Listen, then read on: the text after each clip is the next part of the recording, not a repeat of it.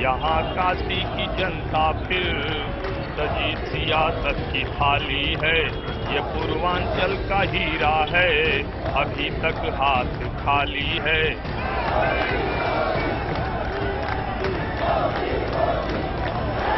वैसे तो बनारस में बड़े बड़े दिग्गजों का नामांकन देखा, लेकिन पहली बार बनारस में ऐसा नामांकन हुआ है जिस पर पूरे देश की निगाहें टिकी रही।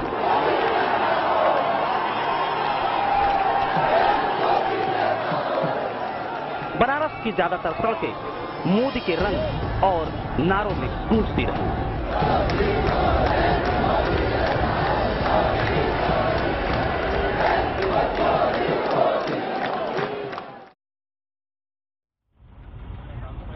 नमस्कार, IBN 7 की इस चुनावी पेशकश में आपका स्वागत है। आज हम आपके सामने सीधे वाराणसी से आ रहे हैं और ऐसा लग रहा है मानो आज पूरी की पूरी चुनावी भिड़ंत दरअसल वाराणसी में ही हो रही हो, जबकि चुनाव तो दरअसल कहीं और हो रहे थे, बाकी प्रदेशों में हो रहे थे, लेकिन सारा ध्यान वाराणसी पर था। किस लिए था? क्योंकि भारतीय जनता पार्टी के प्रधानमंत्री पद के उम्मीदवार नरेंद्र मोदी आज खुद अपना पर्चा यहां पर भरने आए हुए थे।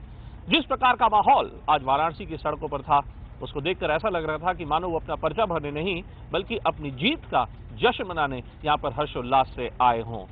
दिन भर आज किस प्रकार का माहौल रहा, नरेंद्र मोदी जी गंगा मैया के बारे में क्या सोचते हैं और क्यों वो गंगा को अपनी मां कह रहे हैं, आइए सबसे पहले ये दिखाते हैं आपको।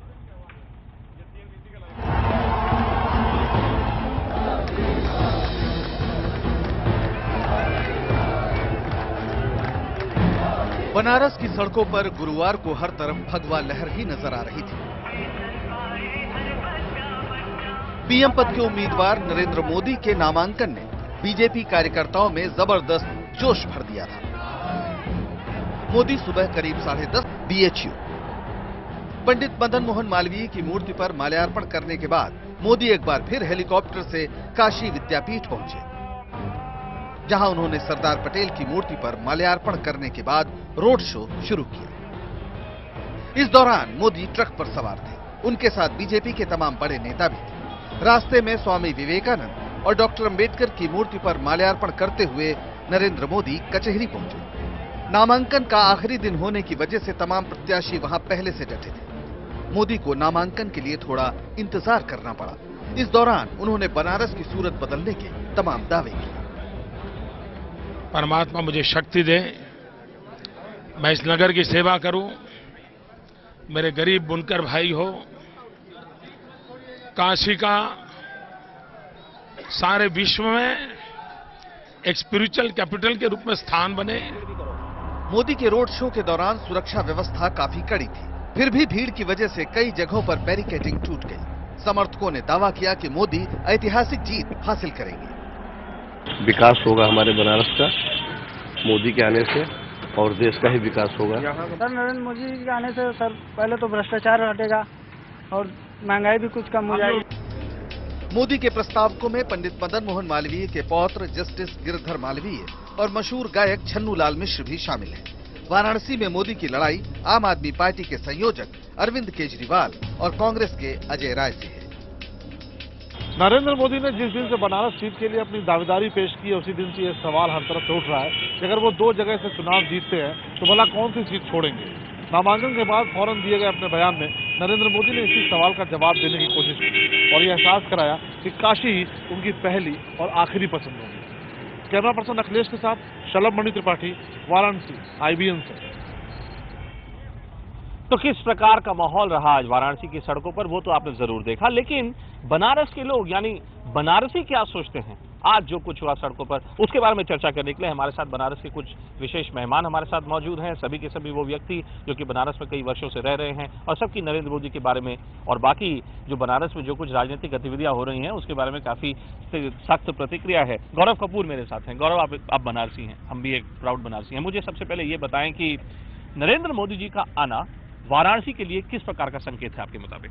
देखिए, ये अच्छी बात है कि नरेंद्र मोदी यहाँ से लड़ रहे हैं, पर यह भी याद रखा जाए कि वो वडोदरा से भी लड़ रहे हैं। और आज का जन सैलाब जो निकला, चाहे वो मैनेज था कि वो मिक्स था, वो उसकी कोई बात नहीं, बहुत बड़ा क्राउड था। बहुत अच्छी बात है कि उनके लिए इतना सपोर्ट है, पर उतना ही बड़ा सपोर्ट यहाँ पर है लोग जो लोकल चाहते हैं कि एक लोकल कैंडिडेट हो। क्या वाकई ये इनसाइडर आउटसाइडर की जो बात जो गौरव कह रहे हैं वैभव, क्या ये वाकई ये सच है? क्या यहाँ पर लोगों को लगता है कि मोदी जी अभी भी बाहर वाले हैं, गुजराती हैं? भूपेंद्र जी, मैं और आप दोनों ही आज के रोड शो में थे और जो जन सैलाब उमड़ पड़ा है और जो रिस्पॉन्स छतों से, घरों से महिलाएं, जवान, पुरुष दे रहे थे, मुझे नहीं लगता कि ये कोई इशू ही रह गया है। और वो भी अब चुनाव में, जब एक भी प्रत्याशी चुनाव में किसी भी पार्टी का लोकल नहीं है। बड़े मजे की बात है कि इस वक्त हम वाराणसी में कबीर चौराहा के पास ही कबीर मठ में हैं, एक ऐसी जगह जो शांति यानी पीस उससे संबंधित है। 700 वर्ष पुराना है ये मठ जहां पर इस वक्त हम खड़े हैं और हम बात किसकी कर रहे हैं कि भारत के सामने आज किस प्रकार की राजनीतिक मजबूरियां हैं। ऐसी ही कुछ मजबूरियों के बारे में आम आदमी पार्टी के नेता अरविंद केजरीवाल भी बात कर रहे हैं। आज मोदी जी बनारस आए तो अरविंद केजरीवाल जा पहुंचे 80 घाट पर प्रोटेस्ट करने के लिए। गुस्सा है वो नरेंद्र मोदी से। क्यों गुस्सा है, आइए देखते हैं।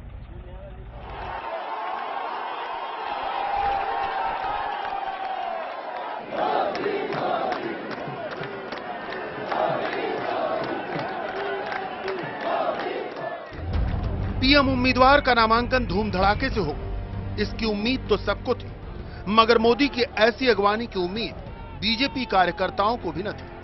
काशी विद्यापीठ से लेकर कचहरी तक 3 किलोमीटर का सफर तय करने में 3 घंटे से ज्यादा लग गए, मगर इस देरी के बावजूद न कहीं थकान थी, न कहीं ऊब।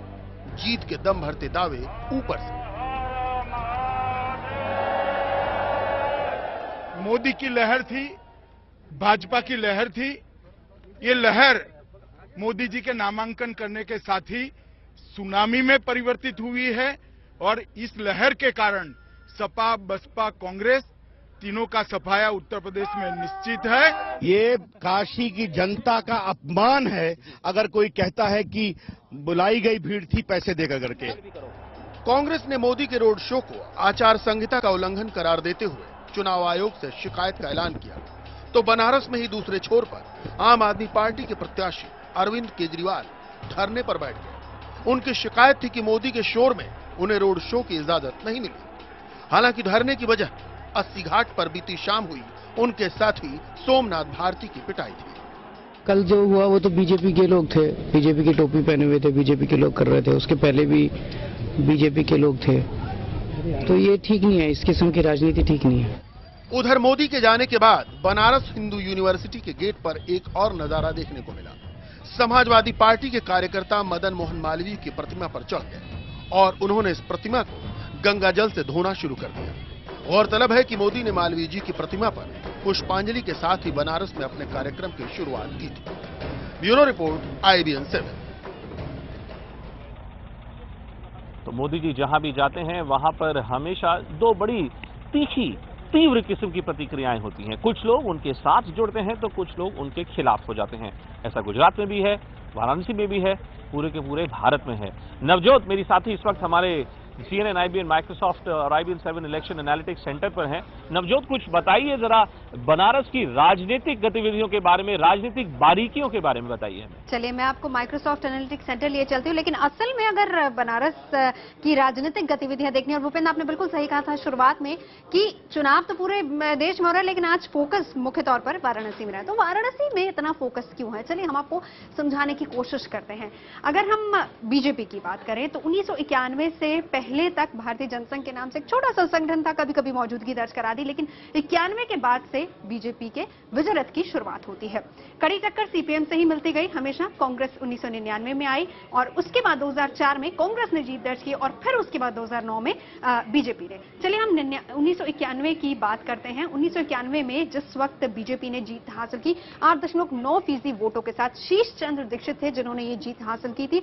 राजकिशोर को उन्होंने हराया था सीपीआई के। उसके बाद अगर हम आगे चले 1996 की बात करते हैं, कड़ी टक्कर यहां पर भी उनको मिली थी। शंकर प्रसाद जायसवाल थे जिन्होंने हराया था। और यहां पर एक और चीज गौर करने वाली है कि जैसे जैसे उसके बाद जीत का रथ आगे बढ़ता गया, जो प्रतिशत है, वोट प्रतिशत है, जीत का प्रतिशत है, वो लगातार बढ़ता गया। 17.9% वोटों के साथ जीत हासिल की थी। 1998 की हम बात करते हैं, यहां पर और ज्यादा हो जाएगा। आप देखेंगे 23.6% के साथ शंकर प्रसाद जायसवाल ने ये जीत हासिल की थी और दीनानाथ सिंह यादव को उन्होंने हराया था। 99 की बात करते हैं हम। 99 में यहां पर कांग्रेस जीती थी, उलटफेर हुआ था, कांग्रेस जीती थी और बीजेपी जीती थी, माफ कीजिएगा। शंकर प्रसाद जायसवाल ने ही हराया था, लेकिन यहां पर वोट परसेंटेज जो था वो काफी कम रह गया था। कांग्रेस काफी क्लोज फाइट में यहां पर आ गई थी और जिसके बाद कांग्रेस को जीत हासिल हुई थी 2004 की अगर हम बात करें तो यहां पर कांग्रेस को जीत हासिल हुई थी। डॉक्टर राजेश कुमार मिश्रा, उन्होंने ये जीत हासिल की थी, उन्होंने बीजेपी को इसमें हराया था। और बीजेपी की अगर हम बात करें तो शंकर प्रसाद जायसवाल को हराया था। लगातार बीजेपी जीत तो दर्ज करती गई, लेकिन उसके बाद 2004 में बीजेपी को हार का सामना करना पड़ा था। इसके बाद 2009 की बात करते हैं। बहुत इंटरेस्टिंग फाइट 2009 में भी यहां पर रही थी। वापस से अपना गढ़ बचाया बीजेपी ने, डॉक्टर मुरली मनोहर जोशी को मैदान में उतारा गया। लेकिन एक चीज गौर करने वाली है, बीएसपी ने मुख्तार अंसारी को मैदान में उतारा तो, लेकिन अगर आप देखेंगे कि वोट परसेंटेज बहुत कम था, 2.6% था। 17,211 वोटों से ही हराया था मुख्तार अंसारी को मुरली मनोहर जोशी ने, तो मार्जिन काफी कम था। और इस बार मुख्तार अंसारी ने सीधे सीधे ये कहकर वो मैदान से हट गए हैं कि वो सेकुलर वोट को बंटने नहीं देना चाहते हैं। तो वो सेकुलर वोट एक्चुअली जाएंगे कहां इस बार, क्योंकि इस बार त्रिकोणीय मुकाबला है, आम आदमी पार्टी भी बीच में आ गई, वो किधर जाएंगे वो देखने वाली बात होगी। वापस चलते हैं, एक इंटरेस्टिंग गढ़ है वाराणसी और वहां पर मेरे सहयोगी भूपेंद्र मौजूद है। जी भूपेंद्र। बहुत बहुत धन्यवाद नवजोत, आपका। आपने बताया हमें कि बनारस में दरअसल किस प्रकार की राजनीतिक हिस्ट्री जो है किस प्रकार की रही है। 1991 से लेकर अब तक भारतीय जनता पार्टी, सिर्फ 2004 को आप छोड़ दें तो यहां से हमेशा जीती है। नरेंद्र मोदी अब यहां के प्रधानमंत्री पद के उम्मीदवार है भारतीय जनता पार्टी के लिए। तो क्या पूरा का पूरा है जो पूर्वांचल इलाका है 32 सीटों का, क्या उसके ऊपर कुछ उनका असर पड़ेगा कि